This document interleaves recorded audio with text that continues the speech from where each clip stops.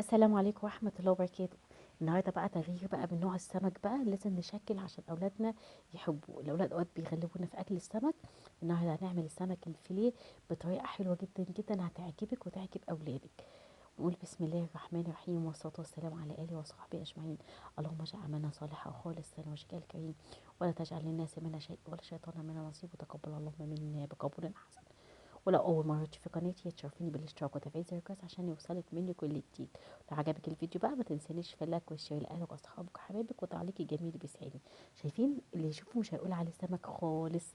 سمك حاجة طعم رائع جدا. بصوا من جوه السمكة بيضة ازاي، وطعم جديد وتغيير جدا للأولاد زي بالظبط بتاع المطاعم. ويلا بينا بقى عشان نشوف طريقتنا النهاردة. أنا أول حاجة معايا نص كيلو أو يعني 600 جرام من السمك الفيليه. انا هعمل منه وصفتين معاكم. جبت السمك الفيليه او قشر البياض زي ما بقى بيسموه او موجود عندك. هبتدي اول حاجه طبعا انا غسلته ونضفته كويس جدا معايا. طبعا هو بيبقى نضيف جاي معايا زي ما انتم شايفينه بالمنظر ده كده. وهقول لكم بقى هنعمل ايه. اول حاجه انا هبتدي اقطعه معايا. انا هعمل من السمك اللي قدامكم ده وصفتين منه. انا هعمل وصفه اللي انتوا شفتوها دلوقتي، وصفه تانية هعمله منكم اللي هو زي ايه اللي هو المقرمش او الصابع. بجد بيطلع تحفه كمان. الطريقتين بتوع السمك دول لو حد اكلهم ما بيقولش عليه ان هو سمك خالص. يعني ممكن يعتبروه كده زي الفراخ حاجه زي كده. والله بيطلع ما فيش فيه او ريحه زفاره خالص. واللي بياكله ما بيحسبش ان هو سمك.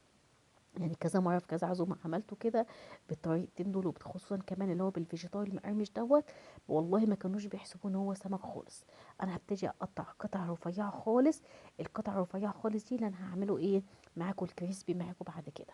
هبتدي اقطع القطع الكبيره دي على حسب ما انتوا بتحبوه وهما بيحبوه. انا هقدم معاكم الوصفه دي النهارده، والباقي هبقى اكمله معاكم في مره تانية ان شاء الله في فيديو تاني. هبتدي بس التقطيعات بتاعتي هقطع صوابع صغيره كده زي صوابع البطاطس كده تخينه، والتاني الصوابع ايه الكبيره معايا. ونبتدي نجهز التتبيله بتاعتنا وبقيه مقاديرنا. انا معايا طبعا الصويا صوص لا غنى عنها، وتوم وجنزبيل وليمون. دول اهم حاجه في الوصفه بتاعتي. يبقى الجنزبيل الفريش والثوم الفريش والليمون والصويا صوص. هبتدي نجهز الصوص بتاعنا اللي انا هتبل فيه الفراخ بتاعتي. زي ما انتم شايفين قطعتها قطع كبيره كده معايا. اول حاجه بجيب البوله بتاعتي وابتدي اجهز معايا. بحط معلقتين او معلقه كبيره كده من الصويا صوص. انا حاطاه هي الصويا اللي هي الغامقه او الموجوده عندك بقى زي ما انت موجود، زي ما انت اللي عايزه فاتحه غامقه زي ما انت عايزه. واحط عليها عصير ليمونه. الليمون كمان بيدي نكهه حلوه جدا التتبيله دي. وهبتدي معايا فصين من الثوم هبتدي ابشرهم. عايزه تدوقيهم تطحنيهم زي ما انت عايزه، بس انا ايه هشتغل كله في المبشره وهبشر معايا كل حاجه. بشرت الثوم بتاعي. وهبتدي كمان ابشر الجنزبيل بتاعي كمان جنزبيل فريش. احنا محتاجين حاجه بسيطه. هو سبحان الله الجنزبيل الفريش غير البودر خالص بيدي نكهه حلو. بس لو مش موجود عندك الفريش وعايزه تستغني عنه بالبودر حطي. بس الفريش بيبقى ليه نكهه تانية مختلفه خالص يعني. بتحس بطعمه لو حتى حاجه بسيطه منه كده بيدي نكهه وريحه فظيعه جدا حلوه قوي. الطريقه دي طريقه يعني ايه اللي هي من شرق اسيا، بس بتطلع حلوه قوي معانا يعني. حاجات كده زي ايه الانصار. حاجات زي ايه اللي هي الصيني يعني الاكل كده تبقى جميله جدا معانا. وبتبقى الريحه بتاعتها فظيعه جدا ريحتها وطعمها حلو قوي قوي. طبعا السمك بقى زي ما انت عايزه بقى. بحب انا شكل انواع السمك كده مع الاولاد. يعني مثلا اعملهم اللي هي الخلطه اللي معايا دي. اعمل معاه جنب مثلا سمك مقلي او سمك مشوي. ما بحبش نوع واحد عشان ما يبقاش زهقانين. يعني كميه بسيطه من كل نوع. لو انت مثلا انتوا مثلا عدد افراد بتاكلي حوالي كيلو سمك مثلا اعمل نص من نوع ونص من نوع تاني عشان الاولاد يحبوه وياكلوها. بشرت حوالي كده نص معلقه صغيره من الثوم الفريش بتاعي مع الثوم. هبتدي كمان معايا جزرايه هاخد نص بس الجزرايه بس ابشرها. هبشرها بالمبشره بالناحيه اللي بقى الواسعه مش بالناعمه زي بتاعه الثوم والجنزبيل. هاخد حوالي نص بس الجزرايه بتاعتي خدت نصها. وابتدي بقى احط بقيه الايه التوابل بتاعتي. بتنزلي بملح بس ملح خفيف خالص. لان الصويا عندي فيها نسبه ملح فانت ما تزوديش ملح معاكي عشان الصويا حادقه معانا. حطي عليها حبه فلفل اسمر كده. رش تاني حوالي ربع كوبايه من اسفه ربع معلقه صغيره من الفلفل الاسمر. هحط ربع معلقه من الكمون. ومع نص معلقه صغيره من البابريكا. البابريكا كمان بتدي لون حلو قوي. ولو حابه تحطي شطه حطي شطه زي ما انت بتحبي، يعني انت الشطه دي بتبقى حاجه اختياريه ليك. كده الصوص او الخلطه بتاعتي اللي انا هتبل بيها السمك جاهزه معايا. هبتدي اقلب السمك بقى في الصوص بتاعي دوت. عايزه اقول لكم ريحه الصوص فظيعه، ريحته حلوه قوي قوي فوق ما تتخيلوا. الجنزبيل مع الثوم بيدي نكهه حلوه قوي وريحه حلوه قوي معايا. هتبل السمك معايا قطع السمك زي ما انتم شايفينها بالمنظر ده كده. وابتدي اسيبها بقى ايه في الصوص كده، تتشرب من الصوص ده كده حوالي نص ساعه كده او حاجه زي ما انت بتحبي. يا انت تبلي حاجتك دي، وعلى اخر السوا يعني بعد ما تخلصي الرز والسلطات بتاعتك كده وانت بتعملي السلطه ابتدي بقى سوي السمك. انتوا عارفين ان السمك ما بياخدش وقت خالص معانا في السوا.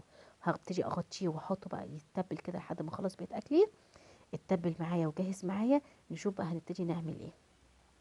اول حاجه معايا الطاسه بتاعتي او الوك بتاعتك تكون سخنه، وهنزل عليها بمعلقه من الزيت. ويا ريت كمان لو عندك مكعب زبده وعايز تعمليها بالزبده اعمليها بالزبده زي ما انت عايزه. انا بعملها اوقات بالزبده واوقات بعملها بالزيت، اللي متاح عندك اعمليه. ابتديت كده ابتدي اشوح السمك بتاعي. هبتدي بس انزل من عليه الجزر والحاجات عشان خاطر ما تتحرقش بس معايا. لان طبعا انتوا عارفين الخضروات بتاخد سوا كده وما تتحرقش تدي لون معاكي. في الاخر هحطها. هبتدي ادي للسمك بتاعي صدمه من جميع الاتجاهات معايا. انا طبعا بتبقى الطاسه معايا سخنه، فبنزل واحده واحده السمك عشان الطاسه ايه ما تبردش معايا وتخلي السمك ينزل الميه السوائل اللي فيها، فالسمك ينشف معايا. عايزاه يطلع طري معاكي كده وجوسي كده، يبقى مستوي كده ومتحمر في نفس الوقت، يدي طعم معاكي حلو قوي. نزلت بقطع السمك بتاعتي. اول ما السمك خد خلاص كده لون كده من تحت، تشويحه كده من تحت كده، ابتدي اديله من الاتجاه التاني تقريبا من الناحيه التانيه. يا رب يكون واضح عندكم الشكل واللون بتاعه ازاي ابتدى يتحمر وياخد لون حلو قوي كده معايا. لون بيديكي لون ذهبي كده جميل قوي. هبتدي اجهز بقى معايا ايه. معايا بصل اخضر، راس بقى اللي هي واحدة بصل اخضر اتنين على حسب كمية السمك اللي انتي بتبقي مجهزاها. ومعايا كمان عودين من الكزبرة الخضراء. الكزبرة الخضراء دي بتدي نكهة حلوة قوي وجميلة جدا معايا. هبتدي اقطعهم معايا قطع كده صغيرة كده. طبعا السمك معايا على النار وانا ببتدي اقطع الخضار بتاعي. خلصت من تقطيع الخضار بتاعي السمك بتاعي بقى اتشوح. انزل ببقيه بقى الصويا والحاجات الصوص بقى اللي كان متبل في قلب السمك على السمك بتاعي في الاخر. الجزر والحاجات دي مش هرمي حاجه. هاخد بقى كل الطعم بقى طبعا اللي نزل معاها والتتبيله مع السمك. وادي ابتدي اديها تشويحه كده لمده دقيقه كده. شايفين انا مش عايزاها تنشف لان ده اللي هيبقى الصوص معايا خد لون معايا بالمنظر ده كده. وانزل عليه باخر حاجه خالص البصل الاخضر والكزبره بتاعتي. انا طفيت النار بتاعتي في الاخر خالص وابتدي ايه اقلبه. شايفين عامل معايا ازاي. انا طبعا المفروض ما كانتش نشفت معايا قوي كده. كانت تسيبي عايزه بقى تنشفيها، عايزه تسيبي فيها الصوص شويه ما تنشفهاش قوي على النار. شايفين السمك بتاعي طلع معايا عامل ازاي. والله اللي يشوفوه مش هيقول عليه ولا هيدوقه مش هيحسبوا سمك خالص من جماله. جميل جدا جدا. ويا رب تكون وصفه النهارده عجبتكم تكونوا استفدتوا منها. ومستنيه تطبيقاتكم. واشوفكم في فيديوهات تانية واقول لكم استودعكم الله الذي لا تضيع امانته في رعايه الله وحفظه. حبايبي مع السلامه.